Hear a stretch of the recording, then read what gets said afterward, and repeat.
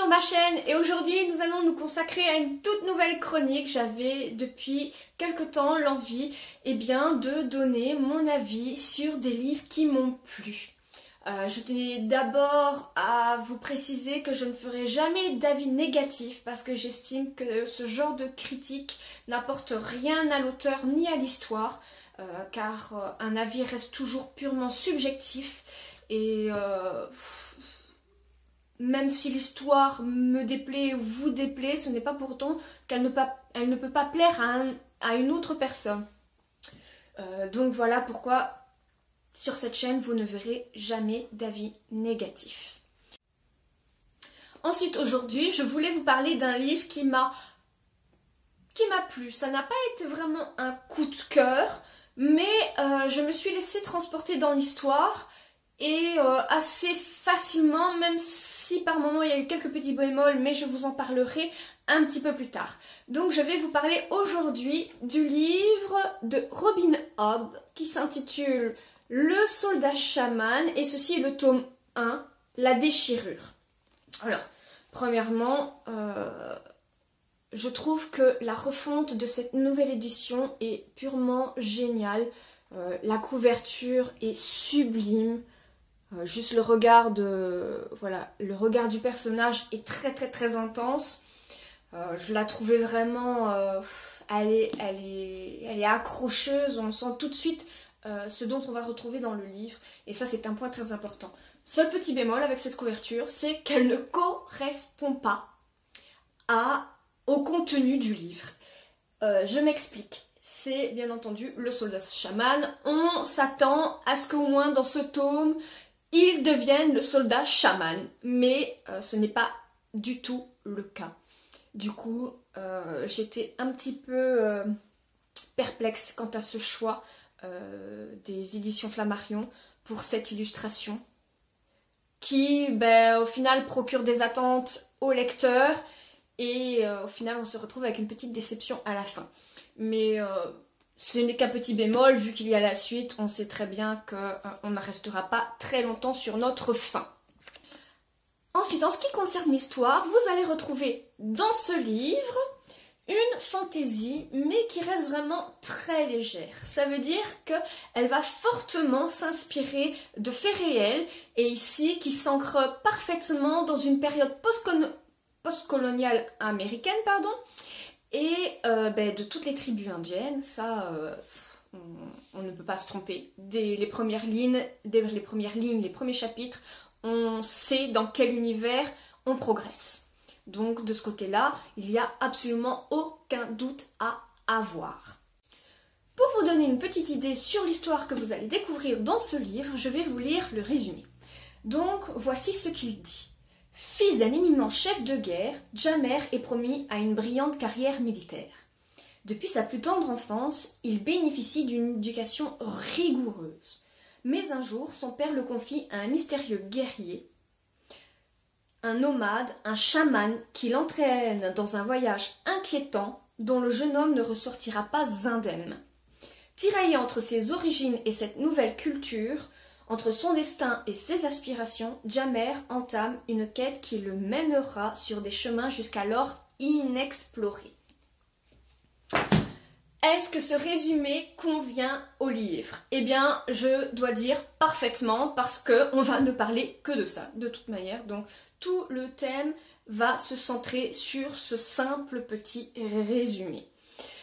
Du coup, nous allons suivre Jamer, deuxième fils de militaire, qui n'a d'autre destin que de devenir militaire et il en a la conviction que c'est ce qu'il doit devenir, c'est ce qu'il a envie de devenir. Il va d'ailleurs tout faire pour y parvenir, avec cœur, avec courage, même si par moments on a l'impression que le personnage est un peu fade, un peu sans personnalité, qui se laisse facilement influencer. On va se rendre compte au fil de notre lecture que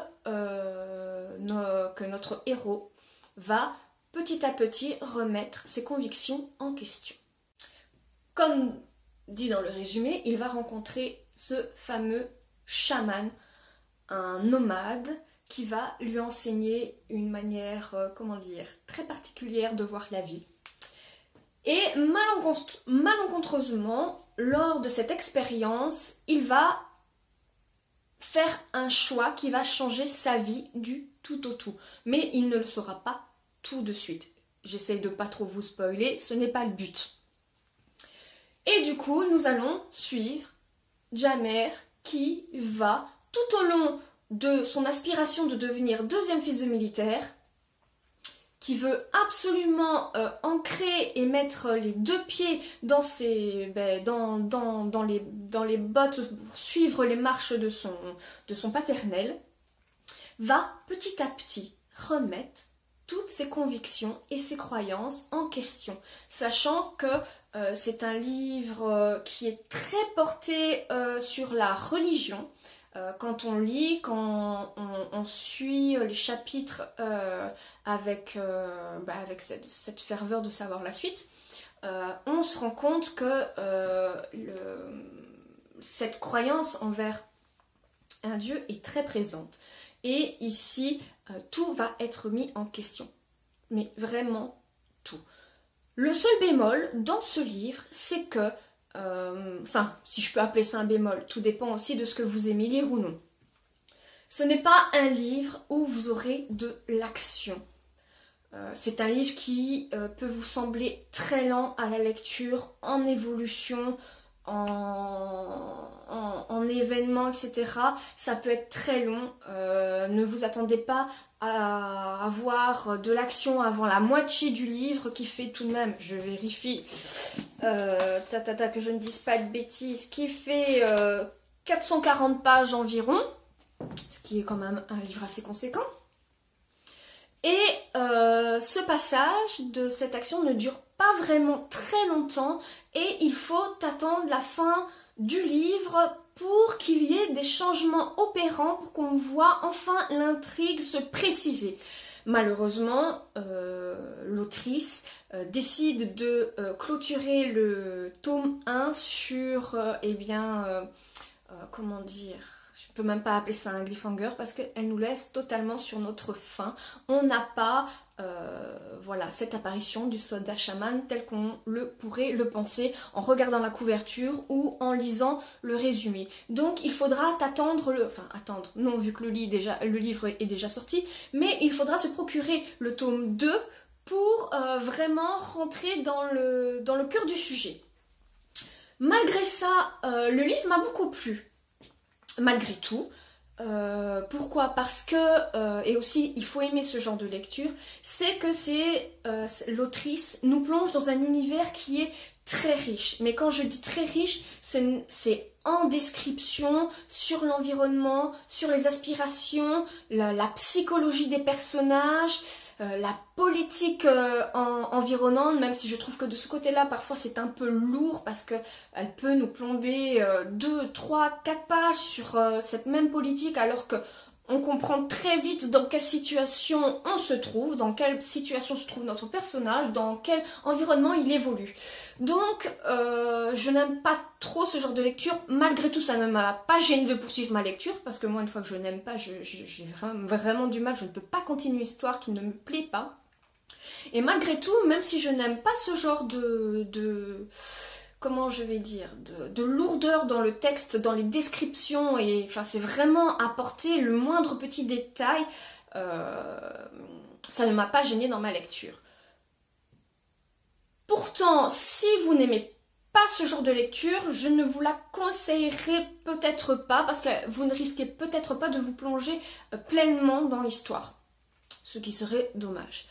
Par contre, si vous adorez ce genre d'histoire, mais vraiment riche, complet, et d'une logique, c'est époustouflant. D'ailleurs, j'envie très fortement la plume de cette autrice qui a vraiment beaucoup d'expérience aussi derrière elle, il faut le savoir. Je crois qu'elle est dans la soixantaine aujourd'hui, elle a publié pas mal de livres.